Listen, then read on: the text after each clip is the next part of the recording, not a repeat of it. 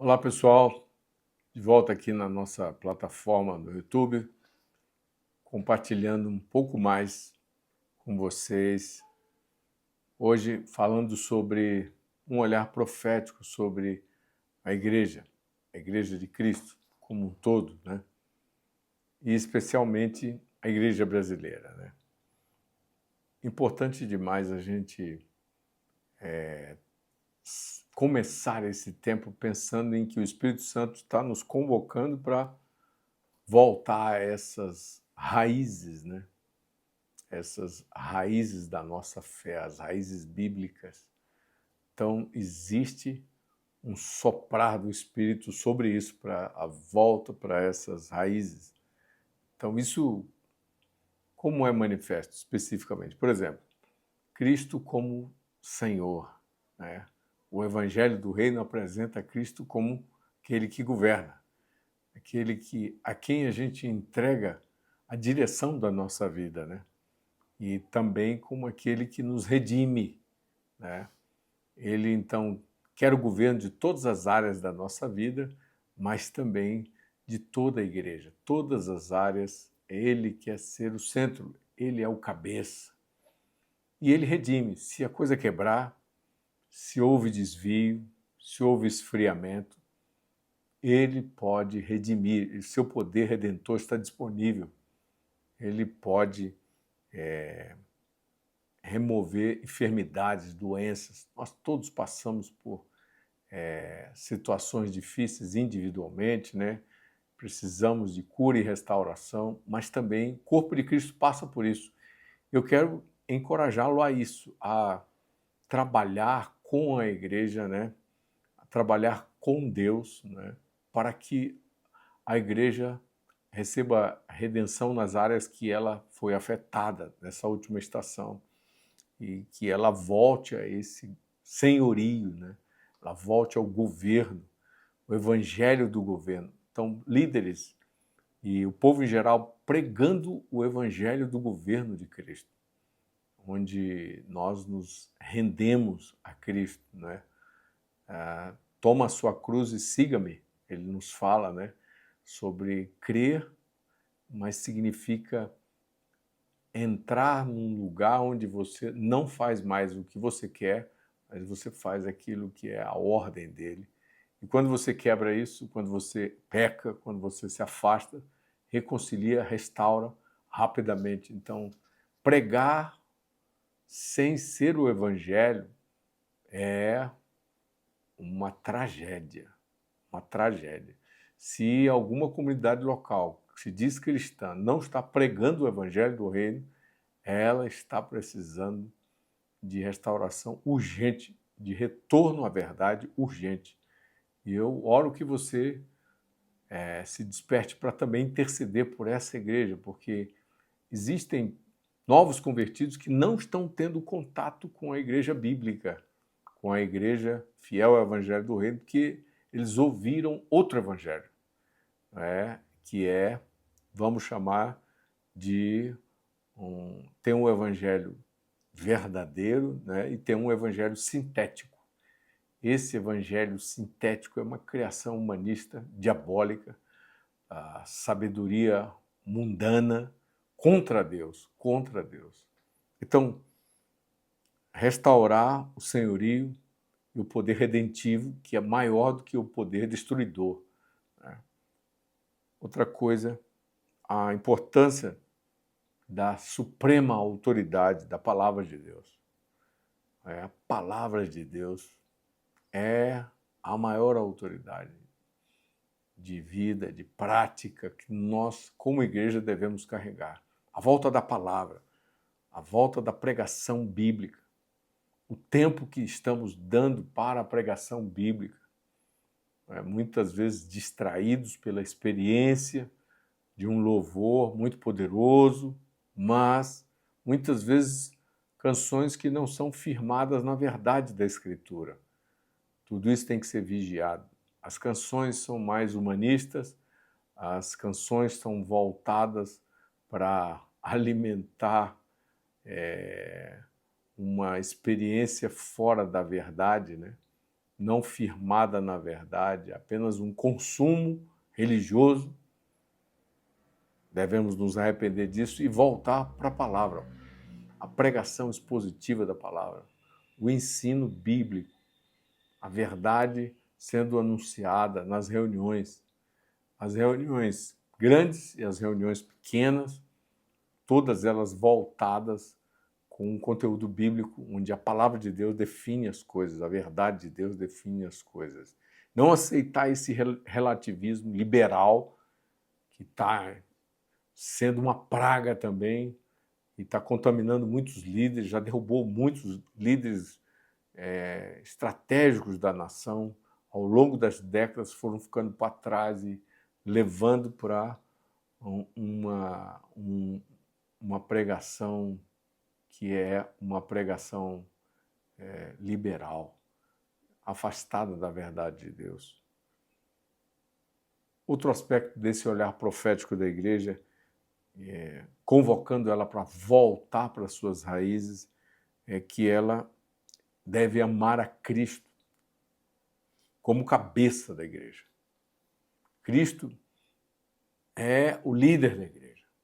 Toda a liderança local precisa apontar para Cristo. Tudo converge para Cristo. Tudo converge para Cristo. Não são as ideias dos líderes, não são os ministérios dos líderes, não é aquilo que agrada aos homens, que deve ser o conteúdo semanal. E alguns estão muito preocupados porque muito do povo, se não é pregado aquilo que lhe agrada os ouvidos, eles vão embora. Olha, nós precisamos ter clareza sobre isso. Se alguém está querendo algo que lhe agrade os ouvidos, se encaixa no que a Escritura fala de gente que não quer a verdade e de alguém que não quer Deus e está, portanto, dominado por uma cultura anti-Deus e profundamente humanista e diabólica. Então, é preciso se arrepender e voltar para Deus, é preciso entender que o cabeça da igreja é Cristo, quem manda, quem é o dono, quem chefia, quem sustenta, quem limpa, quem santifica, quem pastoreia é Cristo. Todos os líderes pastorais devem apontar para Cristo como bom pastor. Nenhum líder consegue cuidar de ninguém plenamente. Nós precisamos dizer para as pessoas se relacionarem com Cristo. Nós, como líderes, vamos ajudar, mas Cristo vai estar 24 horas, 7 dias por semana com cada ovelha. As ovelhas são dele. As ovelhas não são dos líderes pastorais, apostólicos. Não, as ovelhas são de Cristo. E nós, como líderes, temos que ensinar o povo a conhecer o bom pastor, a se relacionar com o bom pastor, a conhecer o Senhor, a se relacionar com o Senhor, a conhecer o Espírito Santo e se relacionar com o Espírito Santo e buscar o poder do Espírito Santo e ser guiado pelo Espírito Santo. Nós temos que ensinar essas coisas, mas tendo essa clareza que eles, a Trindade, eles são os donos da igreja. Cristo é o cabeça da igreja. O Pai foi que teve a ideia de fazer essa família que leva o seu nome. E o Espírito Santo é o selo, ele está realmente enchendo o templo que somos nós e estamos selados para ele, guardados para ele, repassar esses fundamentos, né? Então, acima de todas as coisas está o cabeça. O marido na casa tem que submeter ao cabeça, né? Os líderes na igreja têm que submeter ao cabeça. Ele é o cabeça da igreja e ele é o líder sobre todas as coisas também. E temos que compartilhar esses princípios, essas verdades. Então, através do Espírito Santo, nós podemos trabalhar a igreja e não encorajar um espírito carnal, uma atitude carnal, rebelde, independente, né? Verifique na sua comunidade, você que é pastor, líder, se ela está se afastando dessa verdade, se ela está se afastando das raízes bíblicas. Ore pela igreja, chore pela igreja, clame pela igreja, compartilhe com o seu pastor, ore com o seu pastor, compartilhe com outros líderes, porque os dias são maus, os dias são maus e estamos com uma atmosfera de apostasia, de esfriamento na fé, de esfriamento no relacionamento com Deus, mas ao mesmo tempo nós temos um remanescente fiel.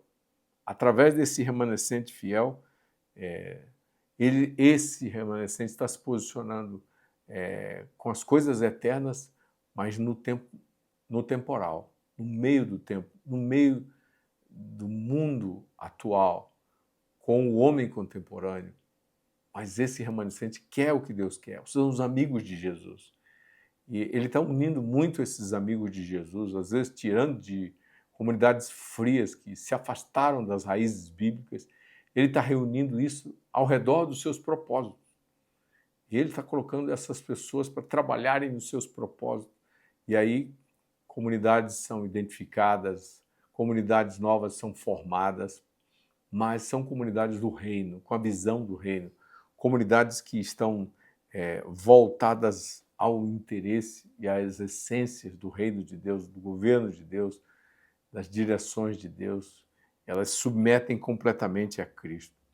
E elas também estão vigiando para não cair nesse movimento ecumênico, né, que está rodando o mundo também, tentando juntar aqueles que não têm a mesma fé ou que caminham com visões de mundo diferentes, mas uma fé também muito diferente em outros deuses, querendo se juntar, mas não submissos a Cristo como cabeça.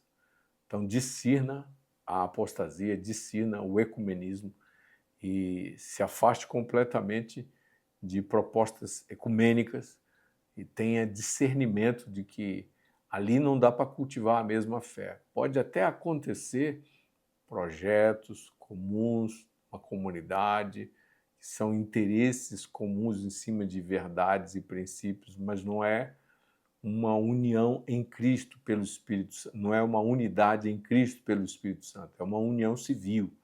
Então separe isso, união civil, voluntária, de unidade na fé, que a Igreja do Senhor Jesus Cristo deve ter com o povo de Deus, outros cristãos comprometidos com a palavra de Deus, comprometidos com o senhorio, comprometidos com a liderança de Cristo como cabeça, comprometidos com o reino de Deus e identificando esses remanescentes que estão sendo suscitados por Deus para estarem juntos em projetos para a glória de Deus.